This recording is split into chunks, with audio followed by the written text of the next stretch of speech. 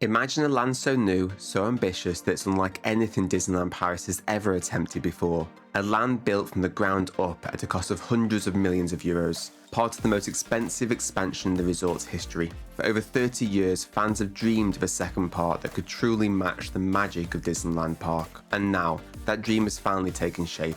World of Frozen is set to transform the resort forever, transporting guests into the kingdom of Arendelle with breathtaking detail, towering mountains and cutting-edge attractions. But there's a catch. It doesn't open until 2026. And right now, construction crews are still hard at work behind the walls.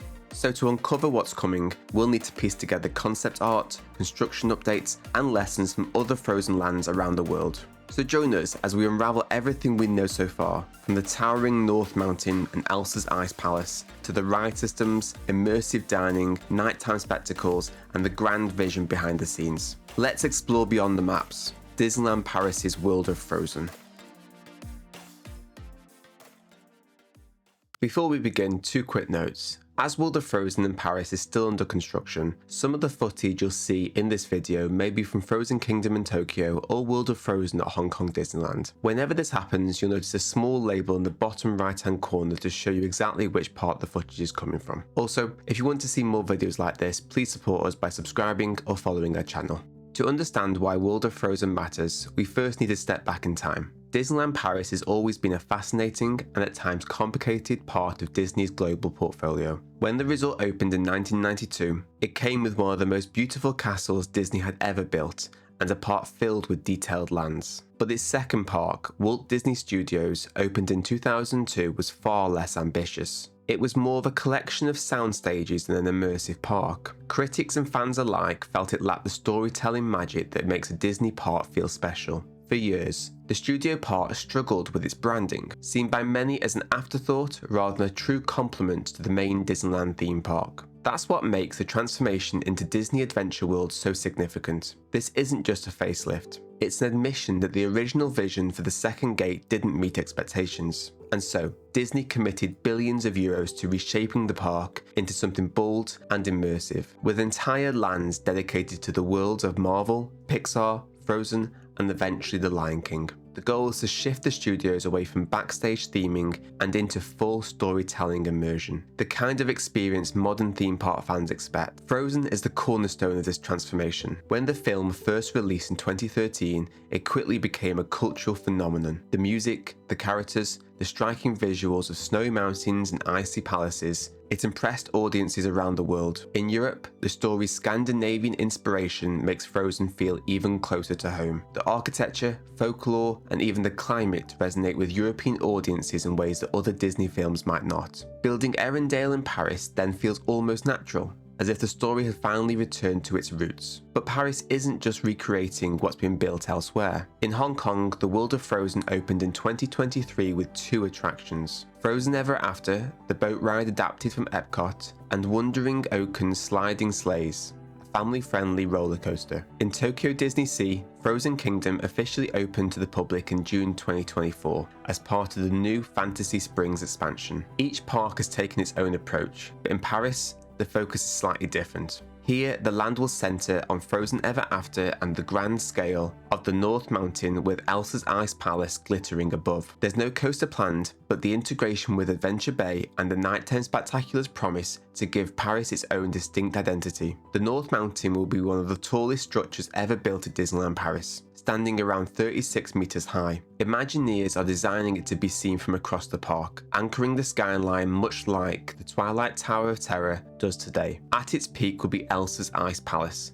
Constructed from more than 30 modular pieces, the effect will be striking. A crystalline tower gleaming against the Parisian sky, visible from the new lake, from Avengers Campus, and even from some of the resort hotels. It's a visual promise to guests, an invitation to step inside the world of Frozen. At the foot of the mountain lies Arendelle Village. This will be a richly themed Scandinavian harbour town, complete with wooden facades, stonework, and buildings that feel rooted in Nordic tradition. The design will balance authenticity with Disney's signature stylization, creating something both familiar and fantastical. Here, guests will be able to shop, dine and meet characters. The village square will even feature a clock tower, a small but detailed landmark that helps ground the setting. For many visitors, this will be their first true taste of Arendelle, not just as a backdrop for a ride, but as a place you can actually walk through and experience. The signature attraction will of course be Frozen Ever After. The ride has already proved extremely popular at Epcot, where it was adapted from an old attraction, and in Hong Kong where it was built from the ground up. In Paris, it's expected to be closer to the Hong Kong version, a purpose-built, modern dark ride using boats to take guests through key moments from the films. Animatronics will bring Elsa, Anna, Olaf, Kristoff and Sven to life. Music will swell as you pass through iconic scenes. Elsa singing Let It Go in her ice palace, Olaf dancing in the joys of summer,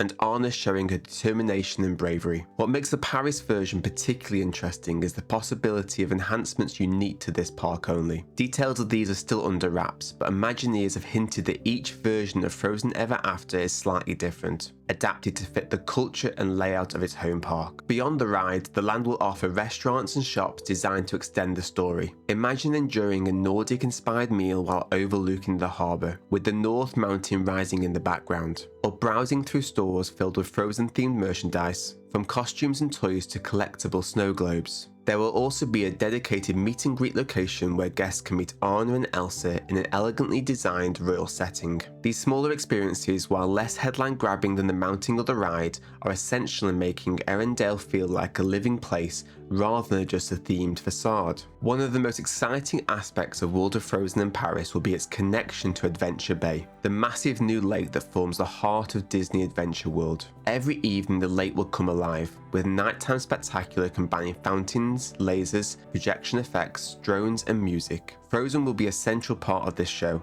with snowy illusions, glowing transformations, and music from the film was woven into the performance. For many visitors, the nighttime show may just become the defining memory of their trip, rivaling the fireworks over Sleeping Beauty Castle in the main park. All of this ties into a broader philosophy. Disney has realised that today's audiences expect immersive lands rather than individual rides. It's not enough to step into a single attraction. Guests want to step into entire worlds. That's the same philosophy that gave us Galaxy's Edge in California and Florida, Pandora in Animal Kingdom, and Cars Land in California Adventure. World of Frozen follows in that tradition, offering a place where the entire environment, from architecture to food to entertainment, tells one cohesive story. Of course, there are still many unknowns. We know the land will open in spring 2026, but Disney hasn't confirmed an exact date. We don't know exactly how the queues will be managed, whether they'll be lightning lane, single rider lanes or virtual queues. We don't know how the weather, which can be harsh in Paris with rain and even snow,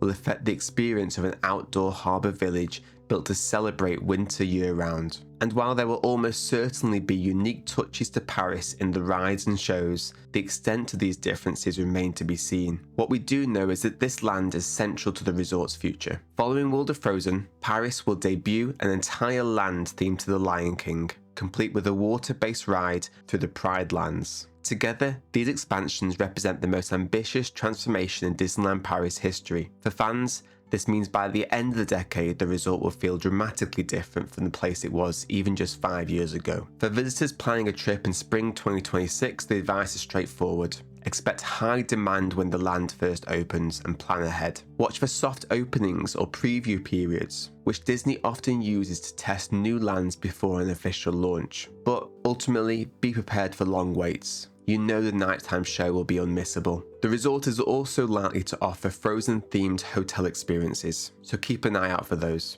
Ultimately, World of Frozen is about more than just Frozen. It's about Disneyland Paris proving that it can stand shoulder to shoulder with the world's greatest theme parks. For years, fans have debated whether the Walt Disney Studios Park was truly worthy of the Disney name. This expansion is Disney's answer. It's a promise that the future of Disneyland Paris will be immersive, ambitious, and worth travelling across Europe or even the world to see. We've peeled back the curtain on everything revealed so far. The scale of the North Mountain, the detailing of the Arendelle Village, the magic of Frozen Ever After, and the ambitious spectacles planned for Adventure Bay. But as with all Disney projects, it's the final details. The way the music swells at the right moment, the sparkle of the Ice Palace at night, the warmth of a meal shared in the village square, that will make this land unforgettable. In the months ahead, more details will be revealed. construction updates, concept art, and behind the scene previews will bring us closer to seeing the final version. And when the gates finally open in 2026, we'll be there to walk those frosty cobblestones with you to see whether the dream lives up to reality. So now it's over to you. Are you looking forward to visiting World of Frozen Disneyland Paris? Let us know in the comments below. And remember, if you've enjoyed this video, please do like the video, subscribe to the channel, and then ring that bell. Thank you for watching, and remember, travel beyond the maps for a true adventure. If you've enjoyed this video, why not check out our other video on the full history of Disneyland Paris, its financial challenges, and how it just closely avoided bankruptcy.